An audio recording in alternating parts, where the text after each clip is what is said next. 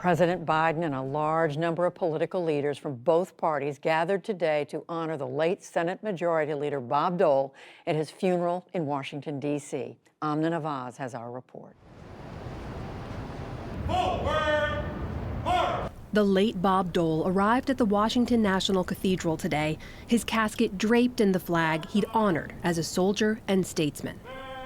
The first tribute delivered by his former Senate colleague, President Joe Biden.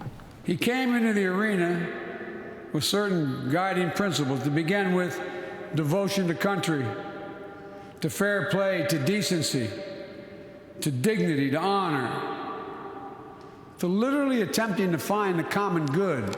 Those principles, Biden said, led Dole to deep concern in his final days about threats to American democracy. And this soldier reminded us, and I quote, "Too many of us have sacrificed too much in defending freedom from foreign adversaries to allow our democracy to crumble in a state, under a state of infighting that grows more unacceptable day by day." Biden hailed Dole as a man of integrity and quick wit, on display when Dole was asked why he bucked his party, casting the deciding vote to save Amtrak. He said it's the best way to get Joe Biden the hell out of here at night so he's not home no morning. Excuse my language. Fellow Kansan Pat Roberts, who followed Dole in the Senate, today recalled the deep connection he kept to his home state. Whether we were in Topeka, Abilene, Wichita, or Dodge City, I saw Bob Dole connect with Kansans always on a personal level. Roberts, too, remembered Dole's renowned humor, often deployed to break down political walls. It was embedded in his nature to deliver that punchline, deadpan, knowing, waiting for the room to light up, which it always did, for the barriers to come down, letting the air out of the partisan balloons. Former Senate Majority Leader Tom Daschle, a Democrat who served opposite then-Leader Dole, spoke of a bond born across party lines that only strengthened with time. I've always thought that life has no blessing like that of a good friend. And to know Bob was to know the truth of that statement.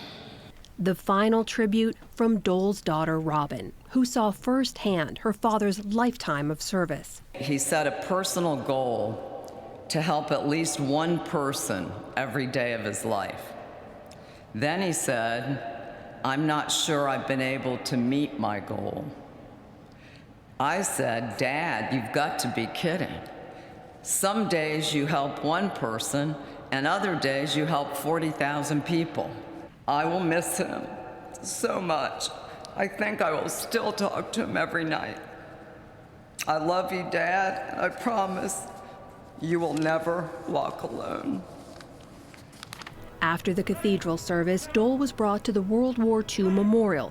Actor Tom Hanks, who starred in the 1998 World War II film Saving Private Ryan, helped Dole to raise funds for the memorial, but said the senator was the driving force.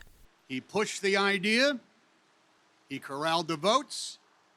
He made the phone calls. He enlisted allies. This memorial stands in this rightful site because Bob Dole remembered. Dole's military service and sacrifice were front and center in remarks from Chairman of the Joint Chiefs, General Mark Milley. Dole nearly died as a 21-year-old shot by a Nazi machine gun. He was later awarded 2 Purple Hearts. He continually raised his hand, mangled as it was, to support and defend the Constitution of the United States of America, and we are all better off for the service of Senator Bob Dole. Former Senator and Secretary Elizabeth Dole honored her husband through deeds today, not words, carefully laying a wreath in his memory. The late Senator Dole will now return to Kansas for home state tributes before being laid to rest at Arlington National Cemetery. For the PBS NewsHour, I'm Amna Nawaz.